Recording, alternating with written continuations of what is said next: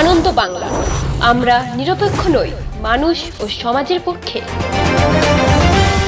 নিবেদন করছে RP club private limited এবং Leo, a large EV and solar innovation. সহ নিবেদক বারডোয়ান ইউনিটেক টেকনিক্যাল ইনস্টিটিউট, যে দেয় চাকরি ও ভবিষ্যতের গ্যারান্টি। বর্ধমান শহরের প্রাচীন পুকুরগুলির মধ্যে অন্যতম একটি বড় পুকুর হলো ভূতকড়িয়া পুকুর। এই পুকুরটি প্রথম থেকে ভালোই ছিল। এই পুকুরের জল নানা রকম কাজে ব্যবহার করা হতো, কিন্তু গত 4-5 বছর ধরে পুকুরের পাড়ে রাবিশ ফেলার জন্য পুকুর বুজে যেতে থাকে। এই সময় রাজ্য জুড়ে ডেঙ্গির প্রকোপ চলছে। প্রতিদিনই বাড়ছে ডেঙ্গি রোগীর আক্রান্তের সংখ্যা। এই পুকুরে এখন যা অবস্থা, তাতে এলাকায় মশা, মাছি, বিষাক্ত পোকামাকড়ের উপদ্রবে এলাকার বাসিন্দারা অতিষ্ঠ। কি সংস্কার হয়েছে আজ পর্যন্ত? না, এখন আগে হতো, ক্লাব থেকেই করতো। আচ্ছা, বিগত কিছুদিন হয়ে ওঠেনি আর। এটা তো মানে যা অবস্থা হয়েছে, এটা তো মোটামুটি প্রায় 5-6 মাসের নিচে পরিষ্কারই হয়নি মনে হচ্ছে, যা অবস্থা। 5-6 মাস তো মনে হয় হয়নি, তার বেশি এটা কম না, মোটামুটি। তাহলে এই যে এখন ডেঙ্গুর বাড়বড়ন্ত, ডেঙ্গু ম্যালেরিয়া, সেদিক থেকে কি এখানে কি মশা একদমই নাই? এখানে মশা আছে, মশা তো সব জায়গাতেই থাকে, কোথায় নাই? না, এই জায়গাগুলো তো আরো বেশি হবে। হ্যাঁ, তো এবার প্রশাসন দেখুক, পরিষ্কার করুক, আমরা আর কি করব অ্যাপ্লিকেশন ছাড়া। আচ্ছা, কি বলছেন এখানে? পরিষ্কার হলে ভালো হয়, অন্যদের সাথে কথা বলতে যাওয়ার টাইম হয়নি। আচ্ছা, ক্লাবের এখানে সব আসে, দেখাশোনা করে এই জায়গাটা? কিরকম দেখাশোনা? মানে এই পুকুরটা দেখাশোনা বা এই জায়গাটা, এই যে পুকুরটা পানা, আপনি দেখে বুঝতে পারছেন কতদিনের পানা। পুকুরের মধ্যে এবং পুকুরের চারপাশে নিত্যদিন মৃত পশুর দেহাবশেষ ফেলা হয় এবং ময়লা আবর্জনা সবকিছু এই পুকুরে ফেলা হয় বলে স্থানীয় বাসিন্দারা অভিযোগ করেছেন। তখন পুকুরটা নোংরা ফেললেই পরিষ্কার, মানে সবাইকে তুলে ব্যবহারযোগ্য জলটা নয়, তবু পুকুরটা পরিষ্কার থাকতো। এখন বর্তমানে ওই চাষটা বন্ধ হয়ে গেছে, হয়তো পুকুরের পাঁকের পরিমাণ হয়তো বেড়ে গেছে, নোংরা জলও, যার জন্য আর এটা কেউ ব্যবহার করে না। এই পানা ছেড়ে দেওয়া হয়েছে 2-3 বছর আগে, তারপর এখন এই অবস্থা চারিদিকে। এর জন্যে লোকে বাড়ির হয়তো মরা কুকুর, ছোট বাচ্চা, বেড়াল, কি নোংরা আবর্জনা সবাই এখন ফেলছে, নোংরা, তার দিকে গন্ধ। আর দ্বিতীয় কথা, মশা তো হবেই।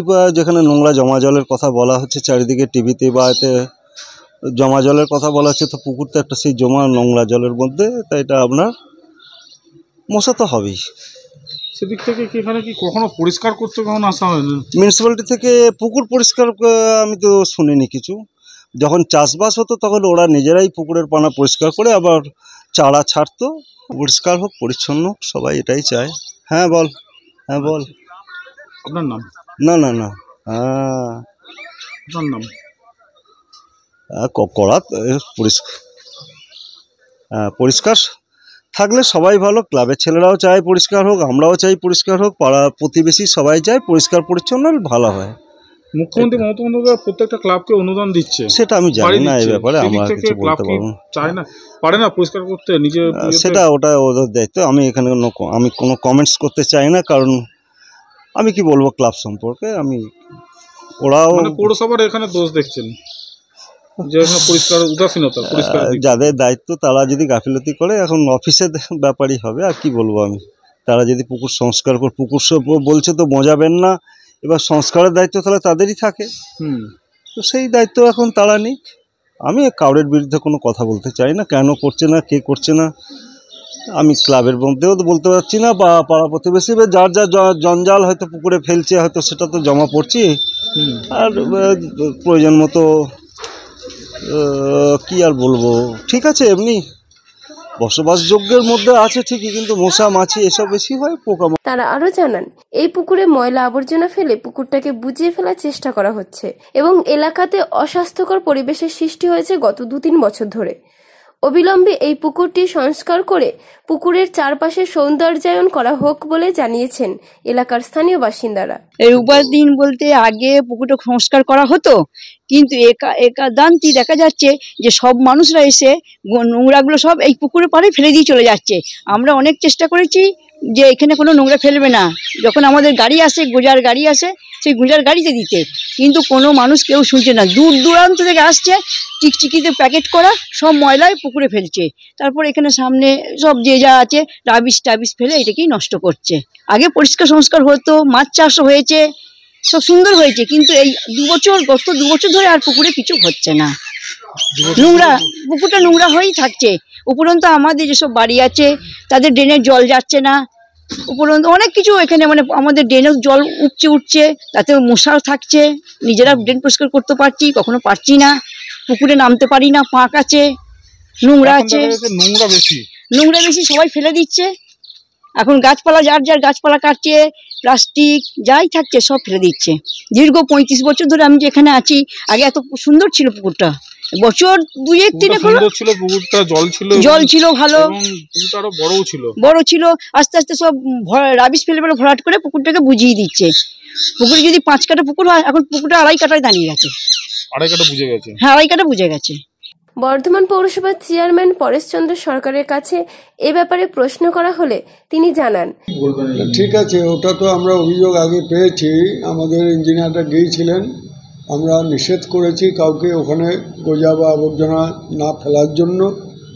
তার কারণ মানুষের ব্যবহার্য পুকুর, এভাবে যদি কেউ গোজা ফেলে, ওই ইটের চাপড়া টুকরো ইত্যাদি ফেলে কোনো রকমভাবেই যদি কেউ বোঝাবার চেষ্টা করে, সেটা তো অনৈতিক কাজ, অন্যায় কাজ, আইন বিরুদ্ধ কাজ সমস্ত বলে আমরা তাদেরকে জানিয়েছি, সতর্ক করেছি। স্পাইট অফ দ্যাট আপনি বলছেন যখন যে ওই কাজটা এখনও ক্লাবের সহযোগিতা অথবা অন্যান্য কিছু দুষ্কৃতী লোক তারা এটা করছে, ইমিডিয়েট আপনি বললেন আজকে, আমি কালকের মধ্যেই লোক ওখানে পাঠাচ্ছি, দেখছি। এখন সত্যি কথা বলতে আপনারা সাংবাদিকতা করেন, সকাল থেকে বিকেল পর্যন্ত প্রতিদিনই নানা দিক থেকেই এ ধরনের সব অভিযোগ আসে।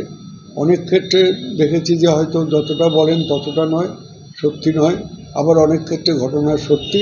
কাজেই আমরাও লেগে আছি, নোটিশ করছি, চিঠি দিচ্ছি, পুলিশকে জানাচ্ছি, শোকজ করছি, ফিশারিজকে জানাচ্ছি, এসডিও সাহেবকে জানাচ্ছি, ইত্যাদি বিভিন্নভাবে আমরা চেষ্টা নিরন্তর চালিয়ে যাচ্ছি যাতে পুকুর ভরাট রোধ করা যায়, বেআইনি নির্মাণ অনেক বেশি কমিয়ে আনা যায়, বন্ধ করা যায়।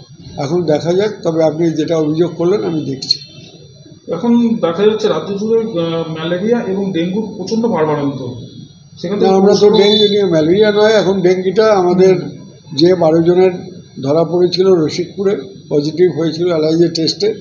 আমাদের পৌরসভারই 2টো কেন্দ্র আছে, ক্লিনিক, একটা খালাসিপাড়ায়, একটা খোসবাগানে, যেখানে ডেঙ্গুর ব্লাড পরীক্ষা করা হয়।